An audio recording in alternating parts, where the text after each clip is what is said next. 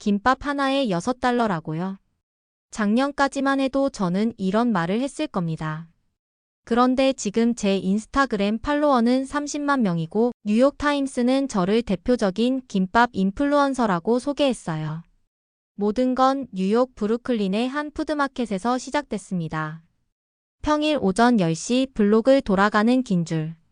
사람들이 기다리고 있던 건 명품 가방도 한정판 스니커즈도 아니었어요. 바로 김밥이었습니다. 관세 폭탄으로 가격이 2배로 뛰었는데도 사람들은 기꺼이 지갑을 열었어요.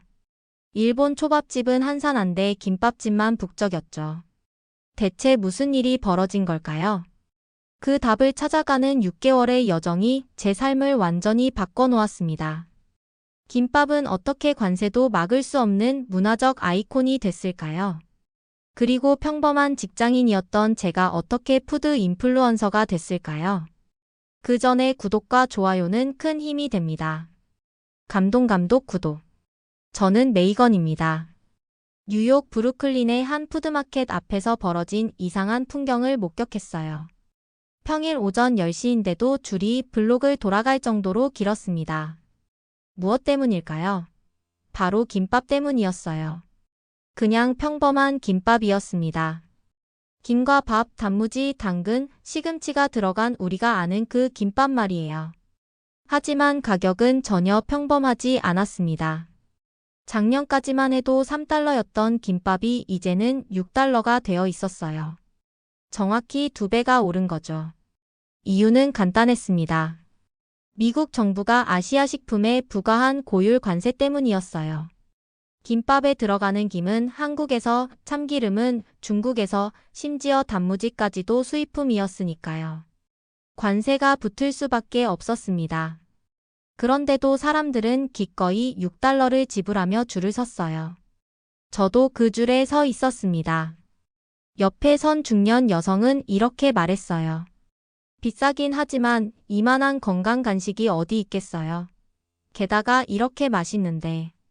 그녀의 말에 고개를 끄덕이는 사람들이 많았습니다. 줄을 서면서 주변을 둘러보니 흥미로운 점을 발견했어요. 이 푸드마켓에는 일본 초밥집도 있고 중국 딤섬 가게도 있었습니다. 하지만 그쪽은 한산했어요. 똑같이 관세가 부과됐는데도 김밥만 이렇게 인기를 끌고 있었던 거죠. 드디어 제 차례가 왔습니다. 가게 주인은 한국계 미국인으로 보였어요. 오늘도 품절될 것 같습니다. 라고 말하며 미소를 지었습니다. 실제로 오후 2시쯤 되면 김밥은 동이 난다고 했어요. 저는 참치김밥 2줄을 주문했습니다. 첫 입을 베어 문 순간 왜 사람들이 이렇게 줄을 서는지 알 수 있었습니다. 단순히 관세 때문에 비싸졌다고 해서 포기할 수 없는 맛이었어요. 고소한 참기름 향과 아삭한 채소의 식감, 그리고 적당히 간이 뺀 밥이 입안에서 조화를 이뤘습니다. 하지만 가격이 문제였어요. 점심 한 끼로 12달러라니. 맥도날드 빅맥 세트보다 비쌌습니다. 그런데도 저는 내일 또 올 것 같았어요. 김밥에는 뭔가 특별한 매력이 있었거든요. 김밥을 먹고 나서 집에 돌아와서 궁금해졌습니다. 왜 하필 김밥만 이렇게 인기를 끌고 있을까요? 인터넷을 뒤져보니 놀라운 사실들을 발견했어요. 미국 정부가 아시아 식품에 고율 관세를 부과한 지 벌써 4달이 지났습니다. 처음엔 모든 아시아 음식점들이 타격을 받을 거라고 예상했어요. 실제로 일본 초밥집들은 매출이 30%나 줄었고 중국 딤섬 전문점들도 어려움을 겪고 있었습니다. 그런데 김밥은 정반대였어요. 오히려 매출이 2배로 늘었습니다. 뉴욕타임스 기사에 따르면 맨해튼의 한 김밥 전문점은 하루 평균 500개를 팔던 것이 1000개까지 늘었다고 해요. 대체 무슨 일이 일어난 걸까요? 답은 소셜미디어에 있었습니다. 틱톡에서 김밥이 헬시 스낵으로 엄청난 인기를 끌고 있었거든요. 해시태그 김밥 챌린지는 이미 500만 뷰를 넘어섰어요. 젊은 인플루언서들이 김밥을 먹으며 다이어트 효과를 자랑하는 영상들이 넘쳐났습니다. 특히 재미있었던 건 김밥의 변신이었어요. 전통적인 김밥은 기본이고 저탄수화물 김밥, 비건 김밥, 글루텐 프리 김밥까지 등장했습니다. 심지어 퀴노아로 만든 김밥도 있었어요. 누가 봐도 원래 김밥과는 거리가 멀었지만 사람들은 그것도 김밥이라고 불렀습니다. 인스타그램에서도 마찬가지였어요. 미식가들이 올리는 김밥 사진들은 예술 작품 같았습니다. 단면을 보여주는 사진, 재료를 하나하나 설명하는 포스트, 집에서 김밥 만드는 과정을 담은 릴스까지. 김밥은 이제 단순한 음식이 아니라 라이프 스타일이 된 것 같았어요. 가장 놀라웠던 건 셀러브리티들의 참여였습니다.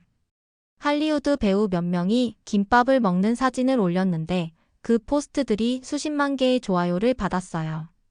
한 유명 모델은 김밥을 들고 찍은 셀카에 이런 캡션을 달았습니다. 익스펜시브 버더스 에버리 바이트. 언론들도 주목하기 시작했어요. CNN에서는 김밥 열풍을 특집으로 다뤘고 푸드앤와인 매거진에서는 김밥을 올해의 트렌드 푸드로 선정했습니다. 관세 때문에 비싸졌지만 오히려 그게 김밥의 가치를 더 높여준 셈이었어요. 저도 호기심이 생겨서 김밥 챌린지에 참여해봤습니다. 오늘 먹은 참치김밥 사진을 올리고 간단한 후기를 남겼어요. 불과 몇 시간 만에 좋아요가 100개를 넘었습니다. 댓글도 10몇 개 달렸고요. 사람들이 정말 김밥에 관심이 많다는 걸 실감했습니다. 김밥 열풍을 지켜보면서 계속 의문이 들었어요. 왜 하필 김밥일까요? 초밥도 있고 샌드위치도 있고 브리또도 있는데 말이에요. 이 궁금증을 해결하기 위해 본격적인 리서치에 나섰습니다. 먼저 한국 문화에 관심이 많은 친구 제시카에게 물어봤어요. 그녀는 K-팝 팬이면서 동시에 영양학을 전공하고 있었거든요. 김밥은 완전 식품에 가까워요 라고 그녀가 말했습니다. 탄수화물, 단백질, 비타민, 미네랄이 고루 들어있고 무엇보다 먹기 편하잖아요. 그 말을 듣고 보니 맞았습니다. 김밥은 한 손으로 들고 먹을 수 있는 완벽한 간식이었어요. 샌드위치처럼 흘러내릴 걱정도 없고 초밥처럼 젓가락이 필요하지도 않았습니다. 바쁜 뉴욕 사람들에게는 이보다 더 좋은 음식이 없을 것 같았어요. 하지만 진짜 이유는 따로 있었습니다. 바로 한류였어요. 넷플릭스에서 방영된 한국 드라마들이 김밥 인기에 결정적인 역할을 했던 거죠. 특히 한 드라마에서 주인공들이 소풍을 가서 김밥을 나눠 먹는 장면이 화제가 됐습니다. 그 장면이 담긴 클립은 유튜브에서 200만 뷰를 넘었어요. BTS의 영향도 컸습니다. 멤버 중 한 명이 라이브 방송에서 김밥을 먹는 모습이 캡처되어 밈이 됐거든요. 팬들은 그 장면을 무한 반복해서 봤고 자연스럽게 김밥에 대한 관심도 높아졌습니다. 아미들 사이에서는 같은 김밥을 먹어보는 게 하나의 트렌드가 되기도 했어요. K-드라마의 힘은 정말 대단했습니다. 드라마 속에서 김밥은 단순한 음식이 아니라 정성과 사랑의 상징으로 그려졌어요. 엄마가 자식을 위해 새벽에 일어나 싸주는 김밥, 연인끼리 나눠 먹는 김밥, 친구들과 함께 만들어 먹는 김밥. 이런 장면들이 서구 사람들에게는 새롭고 따뜻하게 느껴졌을 거예요. 저도 그런 매력에 빠진 사람 중 하나였습니다. 김밥을 먹을 때마다 드라마 속 장면들이 떠올랐어요. 특별할 것 없는 재료들이 김에 쌓여 하나가 되는 과정, 그리고 그것을 정성스럽게 자르는 모습까지. 뭔가 힐링이 되는 느낌이었습니다. 문화적 호기심도 한몫했어요. 사람들은 김밥을 먹으면서 한국 문화를 경험한다고 생각했습니다. 실제로 김밥집에서 만난 손님들과 이야기해보니 많은 분들이 한국어 몇 마디를 외우고 와서 주문을 하려고 노력했어요. 김밥 주세요 라고 말하는 외국인들의 모습이 귀여웠습니다. 게다가 김밥은 SNS에 올리기에도 완벽했어요. 동그란 단면이 보이도록 자른 김밥은 그 자체로 하나의 예술 작품 같았거든요. 알록달록한 재료들이 만들어내는 패턴은 사진발이 정말 좋았습니다. 해시태그도 다양했어요. 김밥, 헬시푸드, K푸드, 소울푸드 등등. 관세로 인한 가격 상승이 오히려 김밥을 프리미엄 아이템으로 만들어버렸습니다. 이상한 일이었어요. 보통은 가격이 오르면 수요가 줄어드는 게 당연한데 김밥은 정반대 현상을 보였거든요. 브루클린의 그 푸드마켓을 다시 찾았을 때 놀라운 변화를 목격했습니다. 기본 김밥 외에도 트러플 오일 김밥, 와규 불고기 김밥, 랍스터 김밥까지 등장해 있었어요. 가격은 기본 김밥보다 두세 배 비쌌지만 사람들은 기꺼이 지갑을 열었습니다. 가게 주인인 박 씨와 이야기를 나눠봤어요. 처음엔 관세 때문에 걱정이 많았습니다. 라고 그가 말했습니다. 하지만 오히려 기회가 됐어요. 김밥을 고급 음식으로 포지셔닝할 수 있게 됐거든요. 실제로 그의 가게는 작년보다 매출이 300% 늘었다고 했습니다. 맨해튼 미드타운에 새로 생긴 김밥 전문점은 아예 파인다이닝 컨셉으로 문을 열었어요. 셰프가 직접 고객 앞에서 김밥을 만들어주고 각 재료의 원산지와 특징을 설명해주는 방식이었습니다. 김밥 한 줄에 15달러였지만 예약이 한 달 후까지 밀려 있었어요. 이 가게의 헤드 셰프 김진우 씨는 프랑스 요리를 전공한 사람이었습니다. 김밥은 더 이상 길거리 음식이 아닙니다. 재료 하나하나에 스토리가 있고 조리법에도 철학이 담겨 있어요. 라고 그가 말했습니다. 실제로 그가 만드는 김밥은 예술 작품 같았어요. 소비자들의 인식도 완전히 바뀌었습니다. 김밥을 먹는 것이 하나의 스테이터스 심볼이 된 거죠. 비싼 김밥을 먹고 인스타그램에 올리는 것이 트렌드가 됐어요. 특히 젊은 직장인들 사이에서는 점심으로 김밥을 먹는 게 쿨한 일로 여겨졌습니다.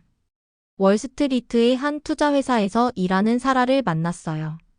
그녀는 매일 점심으로 10달러짜리 김밥을 먹는다고 했습니다. 동료들이 처음엔 이상해했어요. 하지만 지금은 다들 따라하고 있어요. 김밥이 건강하면서도 맛있다는 걸 알게 됐거든요. 미디어에서도 김밥을 다루는 방식이 달라졌습니다. 푸드 네트워크에서는 김밥을 주제로 한 요리 경연 프로그램을 기획했고 보그에서는 김밥을 올해의 럭셔리 푸드로 선정했어요. 뉴욕타임스 푸드 섹션에서는 김밥의 역사와 문화적 의미를 다룬 긴 기사를 실었습니다. 경제학자들은 이 현상을 배블런 효과라고 설명했어요. 가격이 오를수록 오히려 수요가 증가하는 현상 말이에요. 김밥이 그 대표적인 사례가 된 셈이었습니다. 관세라는 외부 요인이 김밥의 브랜드 가치를 높여준 거죠. 저도 이 변화의 한가운데 있었습니다. 예전에는 그냥 간단한 식사로 김밥을 먹었는데 이제는 뭔가 특별한 경험을 하는 기분이 들었어요. 같은 음식인데도 받아들이는 마음가짐이 완전히 달라진 거죠. 김밥 가격이 계속 오르자 사람들은 새로운 해결책을 찾았습니다. 바로 집에서 직접 만드는 것이었어요. 홈메이드 김밥 붐이 일어난 거죠. 틱톡에는 김밥 만드는 영상이 하루에 수백 개씩 올라왔습니다. 특히 실패 영상들이 인기였어요. 김이 찢어지거나 밥이 터져서 엉망이 된 모습들을 보며 사람들은 공감했습니다. 저도 도전해보기로 했어요. 아마존에서 김밥 세트를 주문했습니다. 김발, 김, 단무지, 시금치까지 모든 재료가 들어있는 세트였어요. 가격은 25달러. 김밥 4줄 값이었죠. 첫 번째 시도는 완전한 실패였습니다. 밥을 너무 많이 올렸더니 김이 찢어졌어요. 두 번째는 밥이 적어서 김쌈 같았고 세 번째도 자르는 과정에서 망쳤습니다. 유튜브에서 튜토리얼을 몇십 개 봤어요. 한국 아줌마가 설명하는 영상이 가장 도움됐습니다. 밥의 양, 재료 배치, 많은 방법까지 세세하게 알려줬거든요. 일주일 후 드디어 성공작이 나왔습니다. 모양도 그럴듯했고 맛도 괜찮았어요. 성취감이 대단했습니다. 바로 인스타그램에 올렸어요. 반응이 폭발적이었습니다. 평소 30개 정도 오던 좋아요가 200개를 넘었어요. 이 경험을 영상으로 만들어 틱톡에 올렸더니 이틀 만에 10만 뷰를 넘었습니다. 제목은 김밥 초보의 일주일 도전기였어요. 아마존에서는 김밥 관련 상품들이 품절됐습니다. 김발은 평소보다 5배 많이 팔렸고 김도 동이 났어요. 관세 때문에 비쌌지만 사람들은 기꺼이 돈을 지불했습니다. 맨해튼의 한 요리학원에서는 김밥 클래스를 열었는데 1시간 만에 마감됐어요. 수강료는 $50였지만 대기자만 200명이 넘었습니다. 가장 재미있었던 건 창의적인 김밥들이 등장한 것이었어요. 크림치즈와 연어를 넣은 뉴욕 스타일, 아보카도와 새우를 넣은 캘리포니아 스타일, 심지어 피자 재료를 넣은 이탈리안 김밥까지. 전통과는 거리가 멀었지만 나름의 매력이 있었습니다. 김밥 인기가 심상치 않자 글로벌 기업들이 본격적으로 뛰어들기 시작했습니다. 가장 먼저 움직인 건 식품 스타트업들이었어요. 실리콘밸리의 한 푸드테크 회사는 김밥 밀키트를 출시했습니다. 간편하게 집에서 김밥을 만들 수 있는 세트였어요. 김은 물론이고 미리 조리된 재료들까지 모두 들어 있었습니다. 가격은 4인분에 $30. 비싸긴 했지만 첫 주에 10,000개가 팔렸어요. 월마트도 발 빠르게 대응했습니다. 전국 매장에 코리안 김밥 코너를 만들었어요. 냉동 김밥부터 김밥 재료까지 다양한 상품을 진열했습니다. 특히 즉석 김밥이 인기였어요. 전자레인지에 1분만 돌리면 되는 간편한 제품이었거든요. 할리우드 스타들의 영향력도 대단했습니다. 유명 배우 몇 명이 김밥을 먹는 사진을 올리자 그 효과는 즉시 나타났어요. 한 여배우가 올린 김밥 사진은 하루 만에 100만 개의 좋아요를 받았습니다. 댓글에는 어디서 샀는지 묻는 질문들로 가득했어요. 가장 놀라웠던 건 명품 브랜드들의 참여였습니다. 한 유명 패션 브랜드는 김밥을 모티브로 한 핸드백을 출시했어요. 김밥의 둥근 단면을 디자인에 활용한 제품이었습니다. 가격은 $2,000였지만 예약 판매로만 500개가 팔렸어요. 레스토랑 체인들도 가만히 있지 않았습니다. 맥도날드는 한정 메뉴로 김밥 랩을 출시했어요. 김밥과 버거를 결합한 퓨전 음식이었습니다. 스타벅스는 김밥과 잘 어울리는 음료를 개발했고 서브웨이는 김밥 스타일 샌드위치를 선보였어요. 소셜미디어 마케팅도 활발했습니다. 인스타그램에서는 김밥 관련 광고가 급증했어요. 인플루언서들과 콜라보레이션하는 브랜드들도 많았습니다. 유명 푸드 인플루언서가 추천하는 김밥집은 바로 예약이 꽉 찼어요. 관세라는 위기가 오히려 마케팅 포인트가 됐습니다. 한 김밥 전문점은 비싸도 먹는 이유라는 캠페인을 벌였어요. 슬로건은 간단했습니다. 그게 김밥이니까. 이 광고는 유튜브에서 1,000만 뷰를 기록했습니다.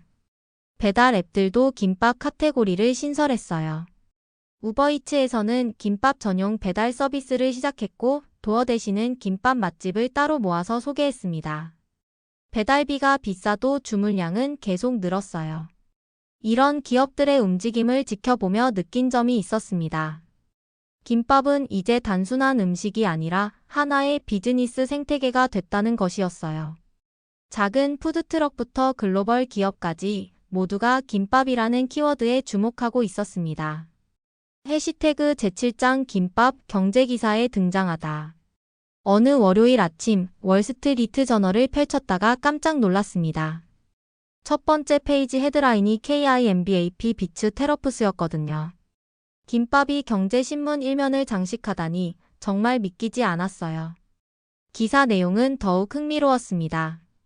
경제학자들이 김밥 현상을 진지하게 분석하고 있었어요. 하버드 경영대학원의 한 교수는 이렇게 말했습니다. 김밥은 단순한 음식이 아니라 문화적 아이콘입니다. 가격이 오를수록 사람들은 그것을 더 소유하고 싶어 해요. CNN에서도 특집 방송을 했습니다. 제목은 김밥 경제학이었어요. 방송에서는 관세가 오히려 김밥의 가치를 높였다고 분석했습니다. 전문가들은 이를 문화 프리미엄 효과라고 불렀어요. 문화적 매력이 가격 부담을 상쇄한다는 이론이었죠. 뉴욕타임스는 더 깊이 들어갔습니다. 김밥이 미국 사회에 미친 영향을 다각도로 조명했어요. 특히 젊은 세대들이 김밥을 통해 다양성을 받아들이는 모습을 주목했습니다. 김밥은 음식 그 이상의 의미를 갖습니다. 라는 기자의 분석이 인상적이었어요. 포브스에서는 김밥 비즈니스를 다뤘습니다. 김밥 관련 스타트업들의 성장세를 집중 조명했어요. 한 김밥 프랜차이즈는 올해 매출이 작년보다 500% 늘었다고 했습니다. 투자자들도 김밥 비즈니스에 관심을 보이기 시작했어요. CNBC의 아침 프로그램에는 김밥 전문가가 출연했습니다. 음식 문화 연구가인 이 전문가는 김밥 열풍의 배경을 설명했어요. 관세는 단지 촉매제였습니다. 진짜 이유는 한류와 건강식 트렌드의 만남이죠라고 말했습니다. 경제학자들은 김밥을 배블런 재화의 사례로 연구하기 시작했어요. 가격이 오를수록 수요가 증가하는 현상 말이에요. 컬럼비아 대학교에서는 김밥을 주제로 한 논문이 나오기도 했습니다. 가장 놀라웠던 건 연방준비제도의 한 보고서였어요. 인플레이션 분석 자료에 김밥이 언급됐거든요. 특정 식품의 가격 상승에도 불구하고 수요가 지속되는 현상이라고 기술되어 있었습니다. 블룸버그에서는 김밥 지수를 만들기도 했어요. 주요 도시별 김밥 가격을 추적하는 지표였습니다. 뉴욕이 가장 비쌌고 로스앤젤레스, 시카고 순이었어요. 이 지수는 매주 업데이트됐습니다. 월가에서도 김밥에 주목했어요. 한 투자회사는 김밥 관련 주식들을 모아서 포트폴리오를 만들었습니다. 김밥 재료를 생산하는 회사부터 배달 앱까지 다양한 종목이 포함됐어요. 저도 이런 기사들을 읽으며 놀라웠습니다. 제가 매일 먹는 김밥이 경제뉴스의 주인공이 되다니요. 김밥은 이제 개인의 식사를 넘어서 사회현상이 된 것 같았어요. 김밥을 처음 먹은 지 6개월이 지났습니다. 그 사이 제 삶은 완전히 바뀌었어요. 처음에는 그냥 맛있어서 먹기 시작했는데 어느새 저는 푸드 인플루언서가 되어 있었습니다. 제 인스타그램 팔로워는 30만 명을 넘었어요. 김밥 관련 콘텐츠만 올렸는데도 이렇게 많은 분들이 관심을 가져주시다니 정말 놀라웠습니다. 매일 올리는 김밥 후기와 맛집 소개 영상들이 인기를 끌었어요. 틱톡에서는 더 큰 성과를 거뒀습니다. 김밥 만들기 영상들이 총 500만 뷰를 넘었어요. 실패했던 첫 번째 김밥 만들기 영상이 가장 인기가 많았습니다. 사람들은 완벽한 결과보다 진솔한 과정을 더 좋아한다는 걸 깨달았어요. 브랜드들에서 협업 제안도 들어오기 시작했습니다. 김밥 재료 회사에서는 제품 리뷰를 요청했고 푸드 배달 앱에서는 광고 모델을 제안했어요. 한 달에 받는 협찬 제안만 10개가 넘었습니다. 가장 기억에 남는 순간은 뉴욕타임스 인터뷰였어요. 김밥 열풍을 다룬 기사에서 저를 대표적인 김밥 인플루언서로 소개해 주었거든요. 제 이름이 신문에 나오다니 꿈만 같았습니다. 방송 출연 기회도 생겼어요. 지역 방송국의 모닝쇼에 나가서 김밥 만들기를 시연했습니다. 생방송이라 떨렸지만 시청자 반응이 좋았어요. 방송 후에 제 계정 팔로워가 10,000명이나 늘었습니다. 김밥 페스티벌에도 초청받았어요. 센트럴파크에서 열린 행사였는데 수많은 김밥 업체들이 참여했습니다. 저는 심사위원으로 참여해서 최고의 창의적 김밥을 선정하는 역할을 맡았어요. 대학에서 강연 요청도 들어왔습니다. 비즈니스 스쿨에서 소셜미디어 마케팅을 주제로 이야기해달라고 했어요. 김밥이라는 하나의 키워드로 어떻게 개인 브랜드를 만들었는지 설명했습니다. 하지만 가장 뿌듯한 건 사람들과의 연결이었어요. 댓글과 메시지를 통해 만난 김밥 애호가들과 오프라인 모임도 가졌습니다. 다양한 나라에서 온 사람들이 김밥이라는 공통 관심사로 모인 거죠. 이제 저는 확신합니다. 김밥은 단순한 음식이 아니라 관세도 막을 수 없는 문화의 힘이라는 걸요. 그리고 그 힘이 저의 꿈도 바꿔놓았습니다.